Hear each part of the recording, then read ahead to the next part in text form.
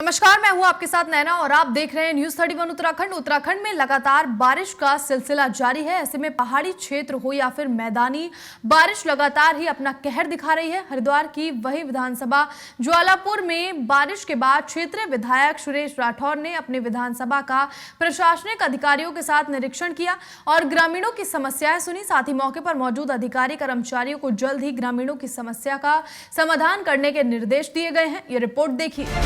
हरिद्वार के ज्वालापुर में आज क्षेत्रीय विधायक सुरेश राठौर ने विधानसभा में बारिश के बाद हालातों का जायजा लिया।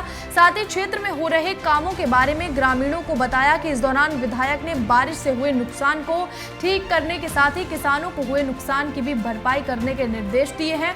साथ ही उन्होंने इस दौरान अपनी चुनावी तैयारी के बारे में भी बताया। वहीं इस मौके पर भाजपा विधायक सुरेश राठौर ने 2022 के विधानसभा चुनाव में 60+ सीटें लाने का दावा किया है। वहीं उन्होंने ये भी कहा कि बाहरी राज्यों से आई पार्टियों का उत्तराखंड में कोई वजूद नहीं है, जिससे साफ जाहिर होता है कि कहीं ना कहीं भाजपा के मन में आम आदमी पार्टी के आने से संशय बना हुआ है, जिसके चलते अब भाजपा के विधायक ग्रामीण क्षेत्रों में जाकर लोगों के हालचाल पूछने लगे हैं। वहीं जब विधायक के दौरे के दौरान न्यूज 31 उत्तराखंड संवाददाता के विधायक से बातचीत हुई तो क्या कहा विधायक ने, आइए आपको सुनाते हैं। 2022 के विधानसभा चुनाव बहुत नज़दीक हैं। इसी कड़ी में जो सभी राजनीतिक दल हैं वो अपनी अपनी कमर कस चुके हैं। यहाँ पर आज हम मौजूद हैं ज्वालापुर क्षेत्र में। यहाँ के साथ विधायक हमारे साथ मौजूद हैं। यहाँ पर सुरेश राठौर जी उनसे बातचीत करेंगे। सर, पहले तो स्वागत चैनल में हमारे बहुत बहुत धन्यवाद। सर, 2022 के चुनाव काफ़ी नज़दीक आ चुके हैं, तो क्या कुछ तैयारियाँ आपकी, कभी क्या कुछ प्राथमिकताएँ रहेंगी आपकी? भारतीय जनता पार्टी के कार्यकर्ता के रूप में हम कह सकते हैं कि 12 महीने 24 घंटे जनता की सेवा में लगे रहते हैं। और कल अगर चुनाव होंगे तो कल भी तैयारी हमारी कमर कसी हुई है।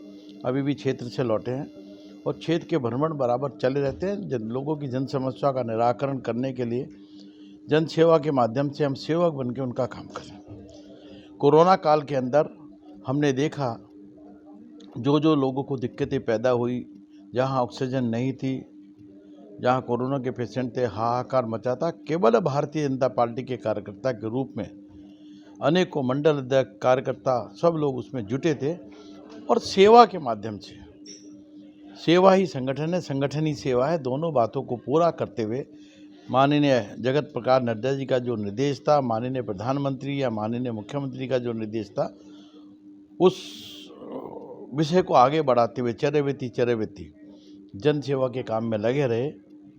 और हम समझते हैं कि जब भी चुनाव होंगे हम 24 घंटे उसके लिए तैयार हैं। मैदान में बराबर कार्यकर्ताओं से संपर्क में बने रहते हैं।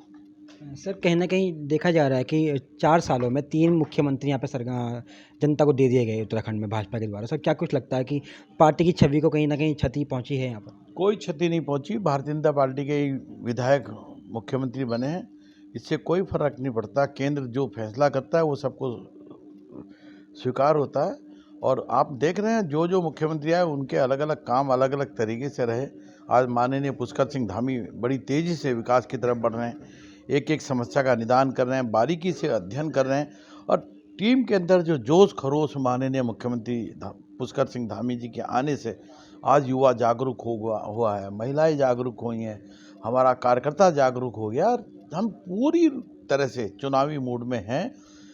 भारतीय जनता पार्टी का लक्ष्य 60 से अधिक सीटें जीतने का है। निश्चित हम कह सकते हैं कि वर्तमान में जब भी चुनाव होंगे हम 60 से अधिक सीटें जीतकर भारतीय जनता पार्टी की सरकार को बनाएंगे, ऐसी हमारी सोच है। सर, कहने की चर्चाएं चल रही हैं कि जो उत्तराखंड का जो शीर्ष नेता था उसको बदलने की यहाँ पर तैयारी की जा रही है, प्रदेश अध्यक्ष बदलने की कवायद यहाँ पर की जा रही है।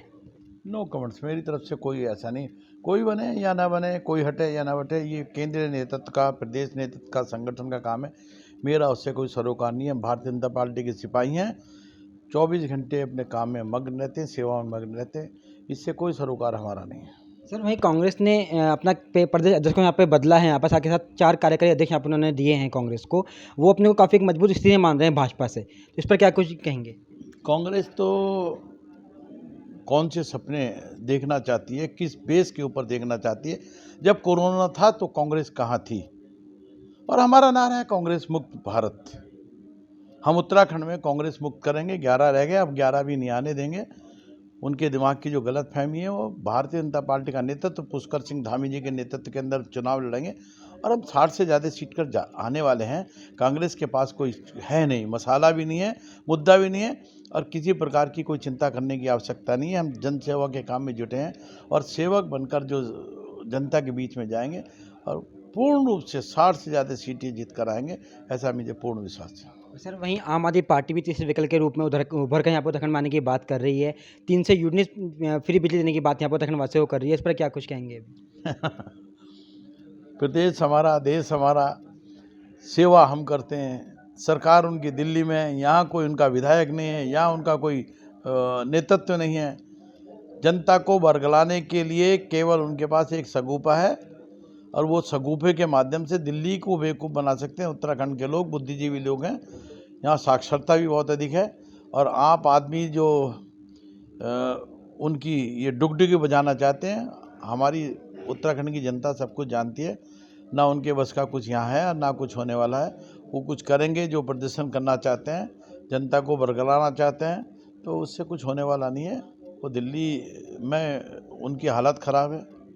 दिल्ली में अगर आज चुनाव करा दिया जाए तो उस आदमी का 2 सीटें भी जीत जाएं तो बहुत बड़ी बात होगी। सर वहीं चैनल के माध्यम से क्या कुछ संदेश देना चाहेंगे आप क्षेत्रवासी? मैं आपके चैनल के माध्यम से जो किसान, वो अन्नदाता, इस आपदा के काल में जिनके बहुत सारे खेतों का कटाव हुआ है, आपदा से पानी का रिसाव हुआ है, सड़कें टूटी हैं और बहुत भारी क्षति हुई है, उस क्षति को पूर्ति के लिए चैनल को बहुत बहुत शुभकामनाएं देता हूं कि जन जन तक पहुंचकर आप जो हमारी समस्याओं को आम जनता तक पहुंचाते हो, मेरी ओर से आपकी टीम देहरादून से यहाँ पहुंची, मैं अपनी ओर से बहुत बहुत शुभकामनाएं देता हूं और निरंतर सच्चाई की तरफ आपका चैनल बढ़ता रहे और अच्छी अच्छी खबरें दिखाता रहे।